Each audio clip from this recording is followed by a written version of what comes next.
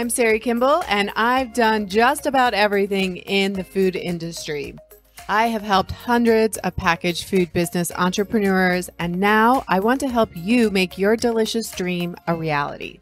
Whether you want to be successful at farmers markets, online, or wholesale onto store shelves, food business success is your secret ingredient. I will show you how to avoid an expensive hobby and instead run a profitable food business. Now let's jump in. Well, hello there and welcome back to the podcast. I am really glad you are here today, and this is kind of a meta experience, but today I want to talk about anxiety and some thoughts I've been having on anxiety. It's something I've been seeing. It's like there's been a trend. I think it's always there, but it's interesting how when I start to look for it, it's feeling like all of my clients are working through some anxiety, and it's a common, very common issue. I think especially with women. I don't know exactly why. But I will tell you, I struggle with my own anxiety a lot, and it's something I have gotten a lot of freedom from or through as I have worked through it. And I want to offer some of my thoughts on how I have done that with my own anxiety. But I woke up this morning feeling anxious about recording a podcast on anxiety. I had thoughts like, what if people judge me and think that I'm trying to be better than they are? That I'm, somehow better than them. And what if people think like, what does she have? Why is she talking about anxiety? Like, I'm not a therapist. I'm not a psychologist, right? I don't have any of those things. So I guess as a model to everyone listening, I will use kind of my own example of anxiety, and I have some other ones for you guys that are very packaged food business related that I see a lot in my clients. But just know, like, I'm kind of in it right now. I'm feeling a little anxious. But you know what I wrote as I find writing is so helpful because you can uncover, just do what we call a thought download, right? Just get all your thoughts out on paper, because what I have been finding for me is getting all of my crazy town thoughts on paper helps me to kind of stand back and go, oh yeah, of course you're feeling anxious like that, right? Of course, with all of those thoughts in your brain, yeah, of course, anxiety is where you're at. And what I decided instead, intentionally, was to think thoughts like, I can help one person. And it's worth it to me to put myself out there and feel a little vulnerable and feel some anxiety come up. And of course, that's normal and natural, but the importance of being able to help one person move through their anxiety is worth it to me to take this risk. So here I am, a living, breathing example of taking action, doing the hard thing anyway, even when you have anxiety. Before I go more into this, because I think if you struggle at all with anxiety, you are going to really get a lot out of this episode. But I just want to give a huge shout out to two of my clients, April and Earl with Better Than Provisions. I've talked about them a little bit in some podcasts. We've been on a journey for a year or so, and they just did a rebrand and things are blowing up in their world. But they left me the most amazing review. They posted on their Instagram and leaving the review in various places. So I was overwhelmed with emotion when I read it, and I would love to read it for you here. So they say, operating a packaged food business is no small feat. That's right. Preach, preach. You probably noticed we've been growing and making lots of changes. Much of this is due to the help we receive from Sari of Food Business Success. Sari is an expert in the world of packaged food and has been instrumental in helping us get our new packaging launched, organizing our financial picture, scaling our ability to produce, and helping us grow into more equipped small business owners. She has helped us not only with logistics, but with the confidence it takes to do hard things. I love that. We say that a lot around here. I can do hard things. We are so grateful to have the opportunity to work with and learn from Sari. Thank you for all the ways in which you have helped us grow and continue to support us. I have the best job in the world. I'm so grateful and so fortunate I get to do this work. And I love being here with you today. All right. So without further ado, let's talk about anxiety. So I'm just going to kind of frame this as like, I'm not an expert. I don't have all the answers, but I do have some thoughts and I do have my own experience, which is the best teacher of how to move through anxiety. Here's the bad news. It's not something you're ever going to totally get rid of, and nor would you want to, right? I mean, think about what the purpose of anxiety is. It is a natural, normal human response that helps to keep us safe, that helps to protect us, right? That's it. It is evolved with us from our caveman days. It is something that has helped us to escape predators, to recognize danger, to turn on all of the, hormones and get the heart going and be able to run away from tigers or freeze or fight, right? So it is definitely a part of our survival, and it has helped us to get here to this point, right? But now we're in 2021, and the reality is anxiety doesn't really serve us very, very well most of the time. But I think it's just good to take a step back and recognize like nothing's gone wrong here. There's no problem. Anxiety is just a natural, normal response. Now, I do think that we have, many of us, myself included, have well-worn paths in our brain, right? We have neurons that fire in our brain that when we start associating anxiety to all of these non-dangerous experiences, right, that becomes a habit. Neurons that fire together, wire together. And I can talk more about that in a future episode, but just trust me that the more you decide to feel anxiety about even the smallest of things, think about the things that you have anxiety over. Could be a busy schedule. It could be putting yourself out there on social media. It could be opening up and saying something to your partner, just taking those first steps. Like a lot of the things, think about the things that give you anxiety are not tiger worthy, right? They are not rising to the level of truly dangerous. But we have this response that is out of alignment, right? It's not in direct. It doesn't make sense to go to that much anxiety over a lot of the things that we're dealing with, right? So if we know it doesn't serve us, I call anxiety the dream killer, or at the very least, it's the dream slower downer. It's not really a word, but I like it. Anxiety is what prevents us from taking action, right? And in some ways, we almost use it as a way to buffer.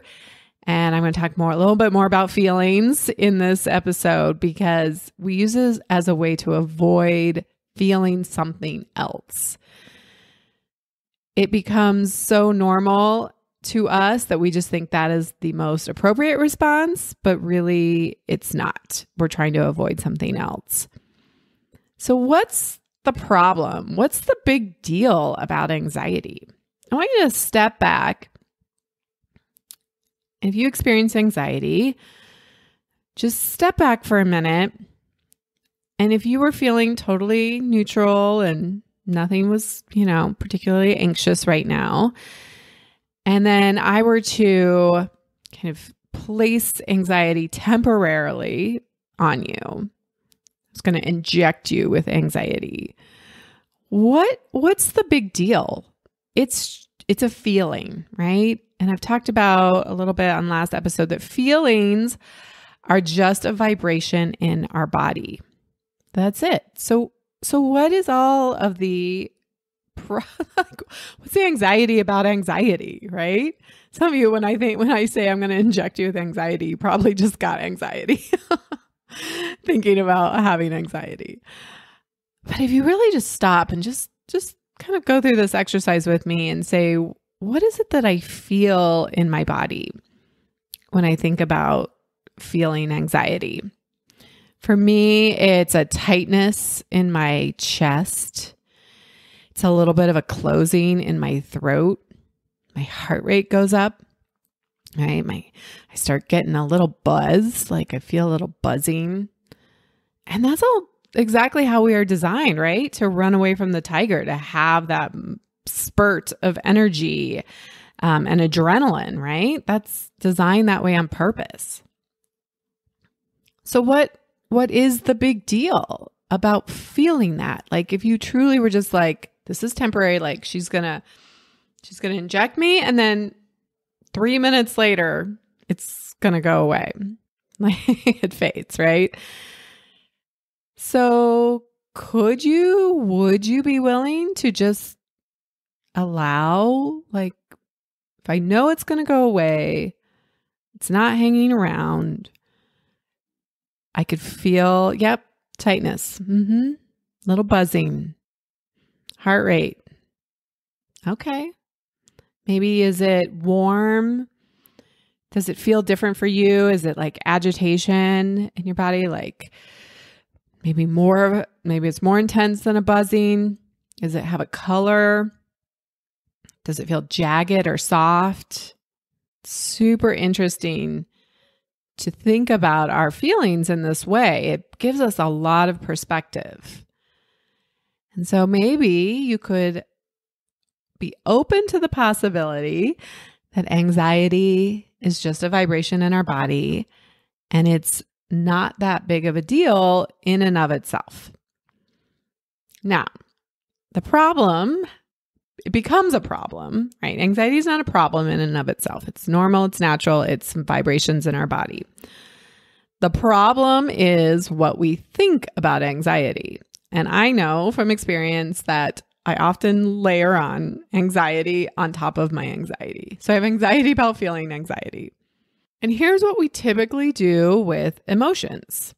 But there's 4 options really. So either we resist them. So we push against it, like, no, I'm not anxious. And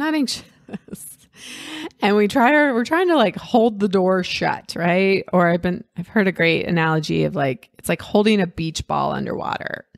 You're just like, really, you're spending a lot of mental, even possibly physical energy to resist it. You're reacting to it. Think about what it looks like to react to anxiety. Like when somebody embodies anxiety, we start racing around, our thoughts get really hurried. We aren't thinking very clearly. And, you're just like, I'm anxious. So I'm going to like rush to here and rush to here and rush to here. We're going to multitask and I'm going to try to feel all of this, get all of this done, right?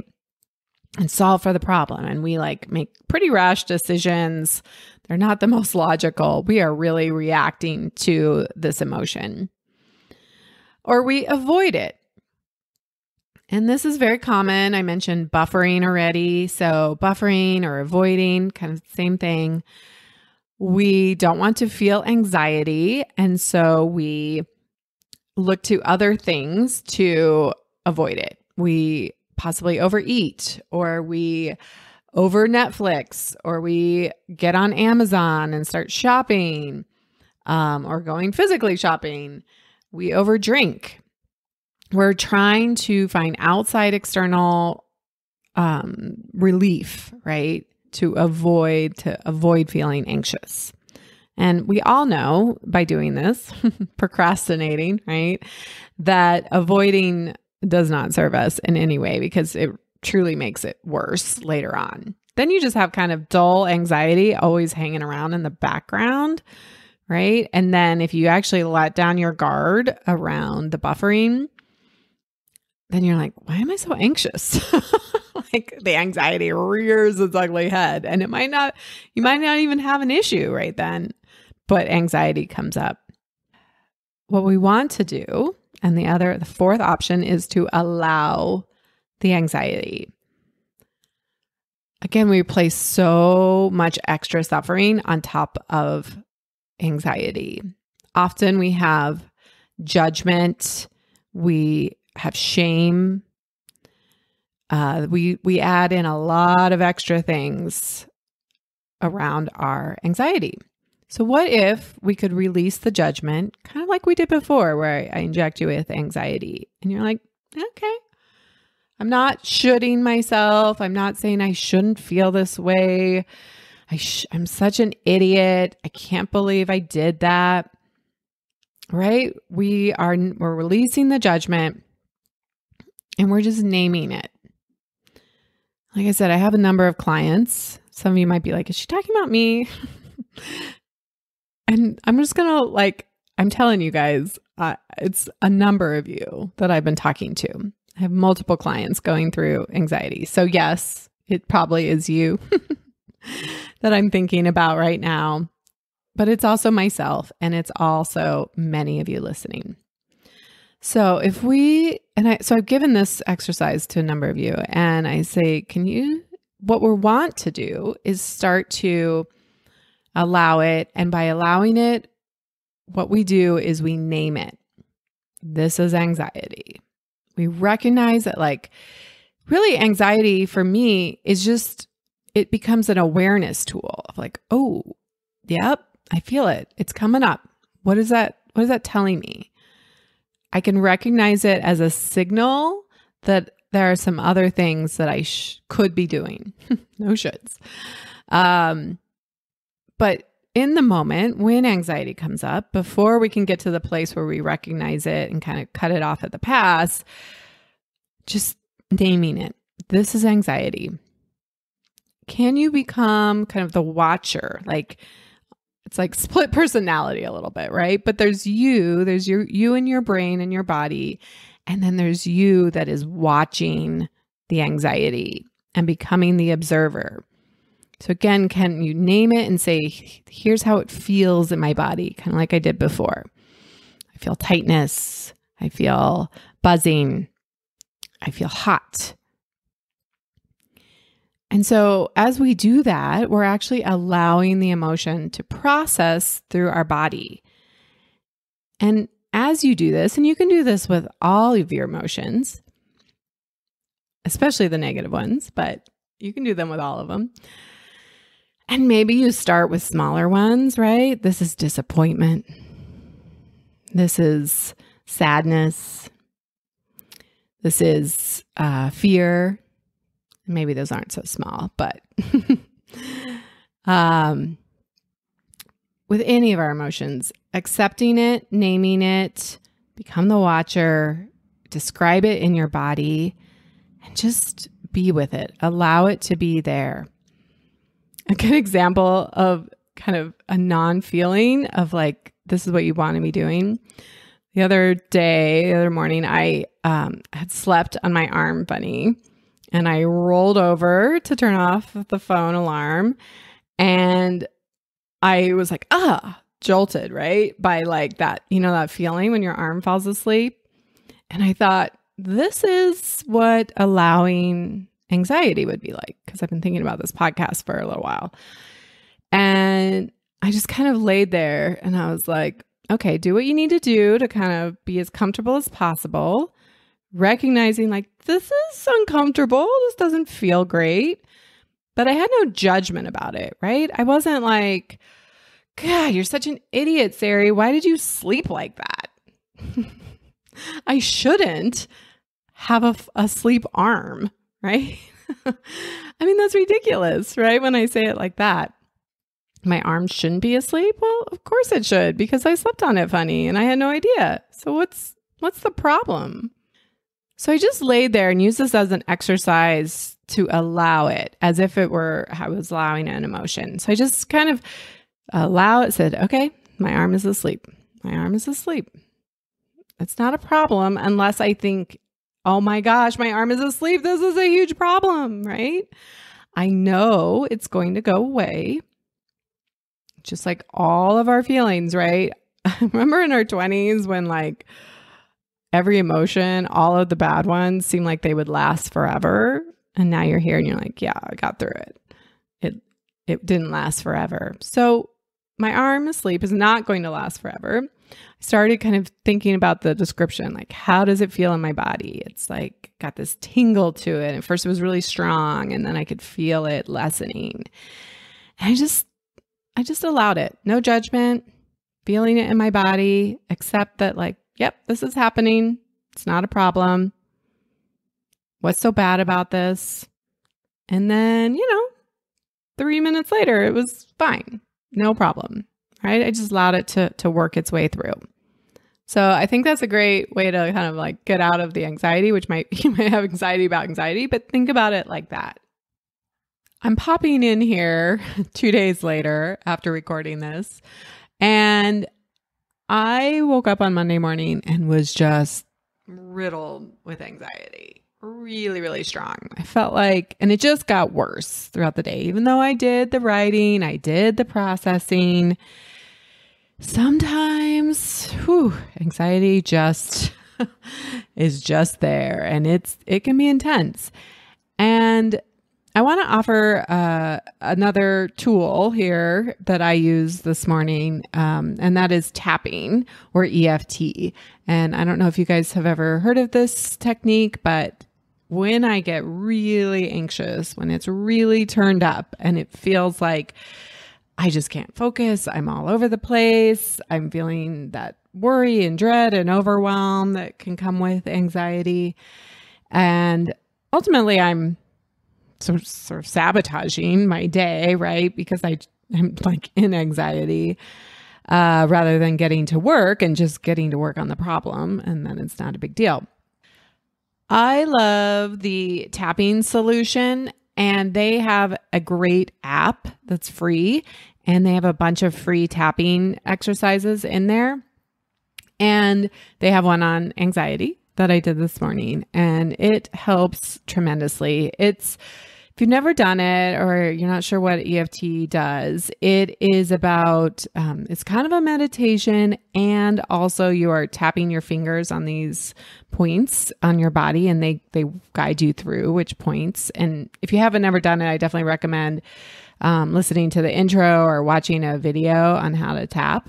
But it's super easy. And what it does, and you can measure this, they've measured it, is that by tapping on these meridian points and kind of physically attaching a physical action to these sayings, these phrases that you say out loud, ideally, you are actually like physically calming down your nervous system. So I just wanted to offer that sometimes anxiety can be really big, and there's sort of low grade anxiety, and then there's that really, really big one. So that was just one other tool I wanted to pop in here as I was editing and going through it this morning.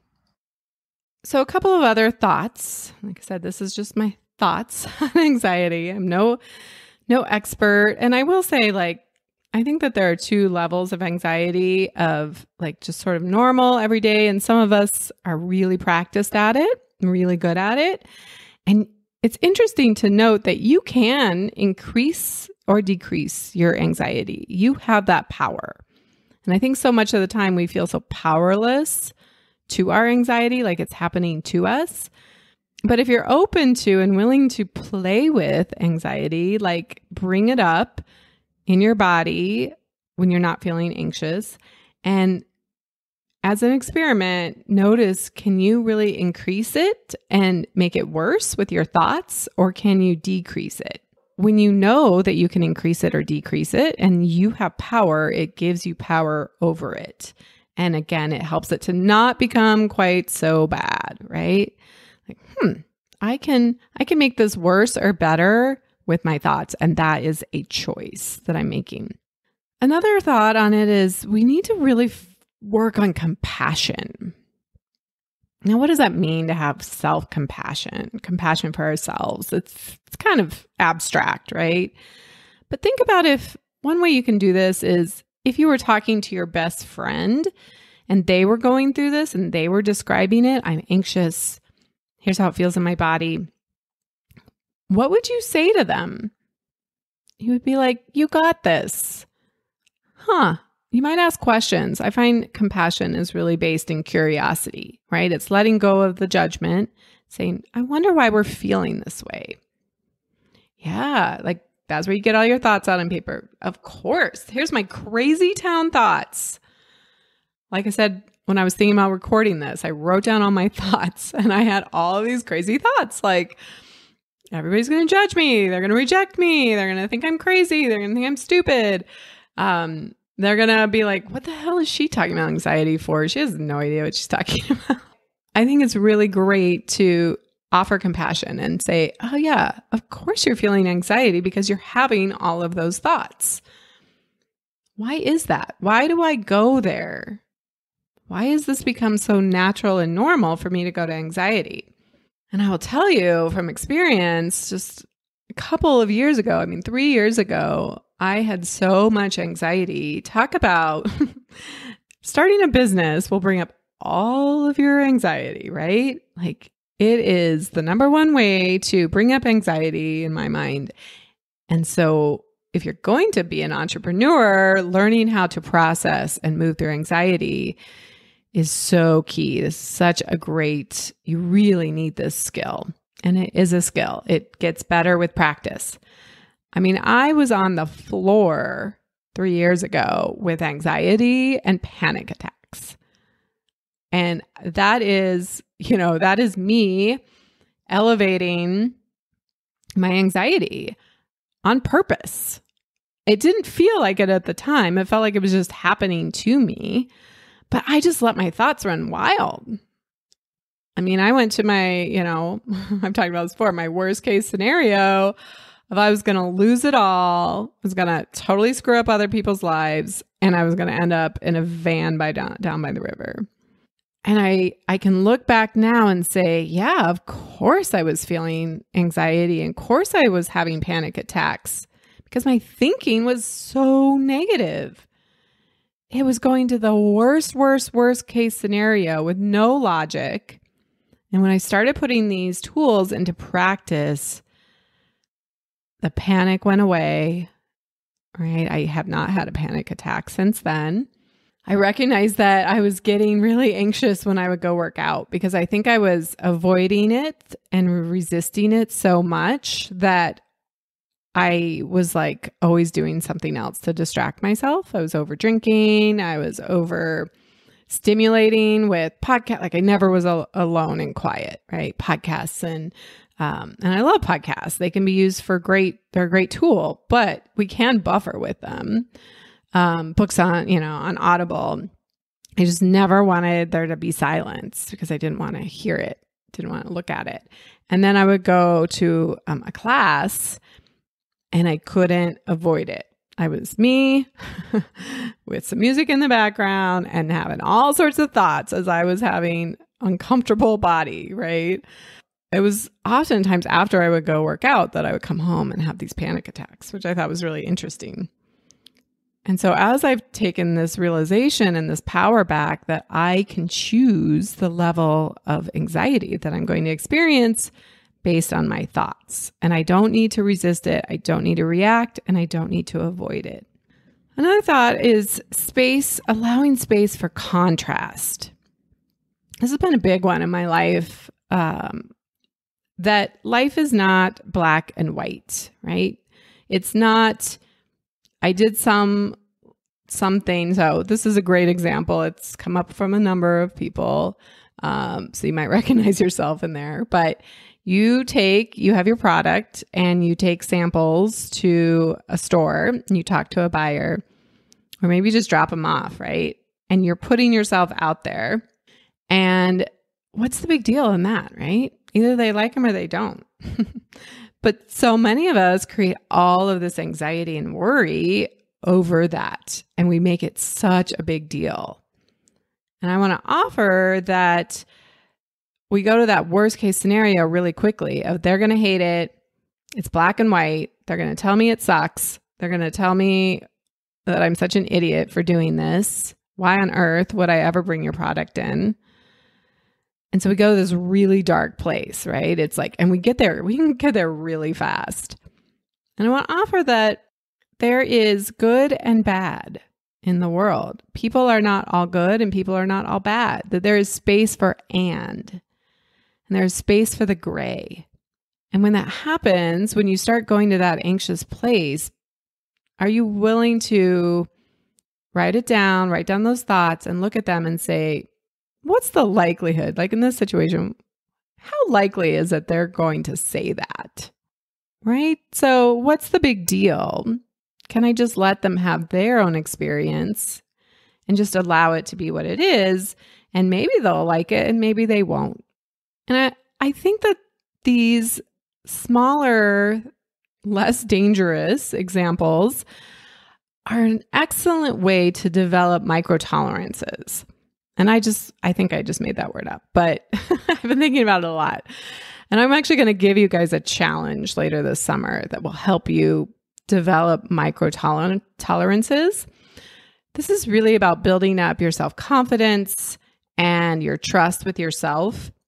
It's almost like when we lift weights, right? We are actually tearing the muscle. We are breaking down the muscle, which is uncomfortable, in order for it to come back and repair and be stronger, which allows us to lift heavier and heavier weights, right? So can you create some space and some purposeful exercises where you are building up those micro tolerances and practicing with allowing and moving through anxiety? So it doesn't have to be in your business. It could be in a lot of different things, but how can you put yourself out there in a place that you can feel you could allow the anxiety and do something a little out of your comfort zone and then process the anxiety? So we don't want to go, when we're lifting weights, we don't want to walk into the gym not having done anything and try to lift a 50-pound weight. It's not going to work. We're going to really hurt ourselves. It's like, let's not go to the Olympic level exercise. Let's start small and we're going to build up to the big ones. So if there's something you're really, really anxious about, don't start there. Start building up your self-confidence with these small exercises, with purposely putting yourself in uncomfortable situations, putting yourself out there, showing up, doing a reel, right? We have a reels challenge on our private Facebook group right now.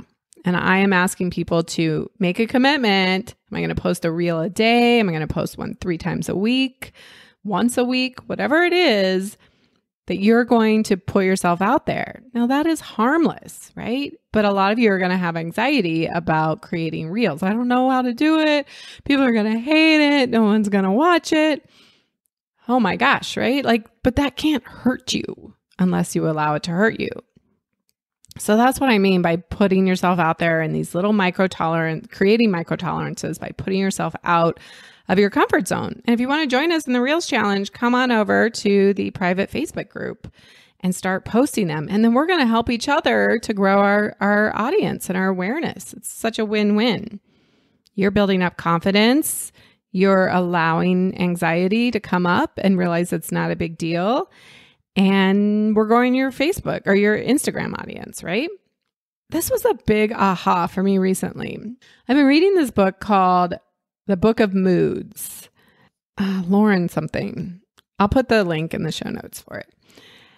And something she said, it was kind of an offhand. It wasn't really, I don't know if it was really the point even of the chapter, but she talks a lot about her anxiety. She mentions trust. And this was a big aha for me, that one of the reasons I think that I have lessened my anxiety is definitely by allowing it. But on the flip side of that is building trust with myself. And here's what I mean by that. As I have practiced doing these micro-tolerance exercises, I have built up my trust that things are going to be okay, that I can get through that I can do hard things and come out on the other side and not beat myself up. No matter what the outcome is, if nobody watches my reel, and you guys will see I've been posting almost every day a reel, and some of them have a lot of views and some of them have like 100. And no matter what, I have trust with myself that I will not beat myself up. I will have my own back. I'm not going to be like, oh, that one was stupid. You're so stupid. Why on earth did you do that? I cannot believe you put yourself out there, right? It's not going to happen. I have made a choice to practice trusting myself and having my own back. And I have done this with bigger things. I trust that I will put things on my calendar and they will get done. That I'm not going to hope that I do that work or that project or that reel. I'm not going to hope that we have that meeting. No, it's on my calendar and it is good as done. In a future episode, I'm going to share with you how to be more productive and how to plan your week and how I do it. And hopefully that will help you be more productive. But I have built up absolute trust in myself that I will follow through. And I want you to really think it's most likely that you don't have that trust with yourself. Most people don't. It's kind of like when you make that New Year's resolution, like in the back of your mind, you're like, yeah, yeah, right. I doubt that's going to happen. Right. So I have built up through practice a level of trust with myself, and that has made a huge difference. So I want to offer that to you. How could you start to trust yourself more when you put something down like, I'm going to email kitchens and get appointments, or I am going to drop those samples off and not let it ruin me, right? I'm going to have my own back. I'm going to trust that I got me without judgment. I'm going to release all of that. I'm going to trust that things will be okay, that people are good, that I'm good. I'm good and bad. But I'm going to trust that I got it and I got me. I got my own back and I will follow through. I will do what I say. I honor my word. And are you honoring your word to yourself? Because I think we honor our word to our family and to friends, to our work. But are you honoring your word to yourself? And sometimes anxiety just doesn't go away, no matter how much we try to think good thoughts, right? And try to build trust. And I want to offer that you can use anxiety for you to serve you. And that my mentor likes to say, sometimes you're just carrying it around like a heavy purse. Like anxiety doesn't mean stop. And especially when you are building a business, are you willing to feel anxiety and do it anyway? And so sometimes we just have to get to work. We have our list, our tasks, and we don't let anxiety say stop. Like I said, it is a dream killer and it's a dream slower downer. And instead say, well, this is anxiety. And just kind of repeat that. That's that awareness piece, right? This is anxiety. And you might just feel it all damn day. And just think about like you are carrying it around like a heavy purse. And maybe there's some rocks in that purse. And can we lighten our load a little bit by taking out some of those really nasty thoughts? Sure. But sometimes it's just there and it's this low level, buzz and low grade anxiety. But anxiety actually is, like I said before, it fuels you into action. It has energy behind it. It's not the same as, peace is not what you need to build your business. Like I talked about last week with feelings and using them to build your business, using them for you.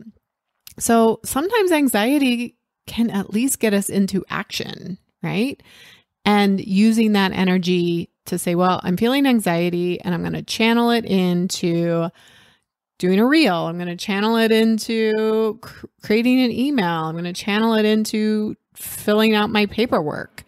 Whatever it is, just take action in spite of anxiety. That is possible for you. I promise. And I will tell you, as I've processed and worked through my anxiety, so even today, right? As I was working through the anxiety of this podcast, I trust myself to say exactly what one person needs to hear, that I have the right words to say to one person to help them move through their anxiety I'm talking to you, get started on your packaged food dream, that you launch your product, that you scale your product, that you realize you step into your success, whatever that is for you. This podcast is about helping you move through your anxiety, transform your anxiety. I do not want anxiety to be your dream killer. That is no reason not to go into action. So that is why I am willing to be vulnerable today and put myself out there. And one last thing I want to offer is I mentioned at the beginning of this buffering.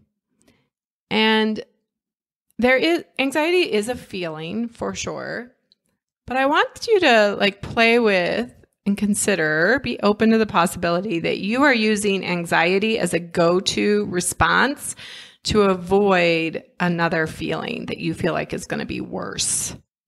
Now, anxiety doesn't feel good. Why on earth would we choose anxiety to avoid something else?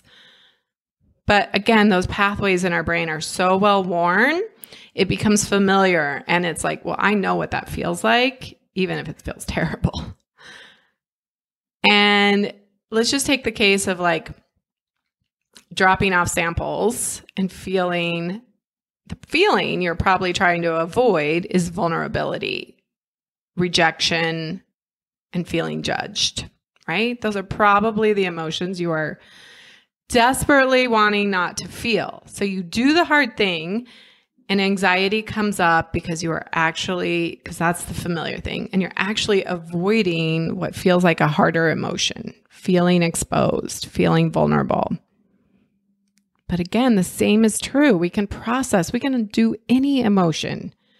How does vulnerability feel? It feels more open and exposed. Like my heart is just wide open, right? And someone's going to come along and start hacking it up. But again, if I can trust that I can work through it, I can allow it, and I got my own back no matter what. Even if I got a bunch of reviews from this podcast that said this was terrible, I'm never listening again. I got my own back because I'm willing to feel vulnerable. And when you drop off those samples or you put your reel up or you do a live video, you may actually be buffering with worry and anxiety. So think about it. Anxiety is known. You know what anxiety feels like. It feels terrible, but you know what it's like versus the uncomfortableness of vulnerability. So I like to say worry pretends to be necessary, and I have done my best to go on a worry-free diet because it serves no one, and certainly not my dreams and definitely not my mental health. So that is definitely food for thought. That's taking it to the next level. But are you buffering with anxiety to slow you down, to help you avoid feeling the real emotions of rejection or judgment or vulnerability? Well, I will just say, I'll wrap this up by saying I'm proud of myself. I got my own back. No matter what anyone says, I think that this episode was well worth the time and moving through my own anxiety. And I would love for you guys to let me know if this episode was helpful for you. Send me an email, hello@foodbizsuccess.com, or leave a review here. Go to our private Facebook group and comment. We always have a podcast thread where you can make comments. Let me know, was this helpful for you?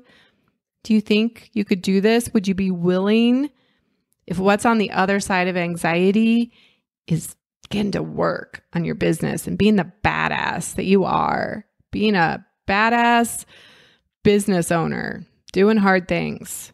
Are you willing to do that?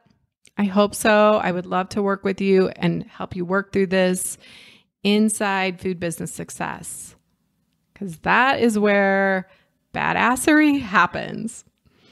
When you are held accountable and you know there's community supporting you, you are more willing to show up, to do the hard things, and to feel the true emotions that come up and work through them to process those emotions. Thank you guys so much for listening today. And until next time, have an amazing week.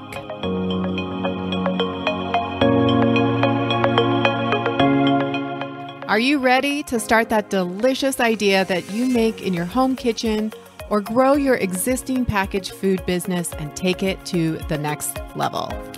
The most successful food business entrepreneurs have support, guidance, focus, and accountability to help them make it happen quickly without wasting time or money. Plus, I think starting your packaged food business should actually be fun. Food Business Success is your secret ingredient to creating your food business dream. Please don't go this alone. Check out the private free Food Business Success Facebook group to connect with other foodpreneurs, get your questions answered quickly, share your wins, and receive special training and tools I only share inside the private community. Just search for Food Business Success on Facebook or get the link in the show notes.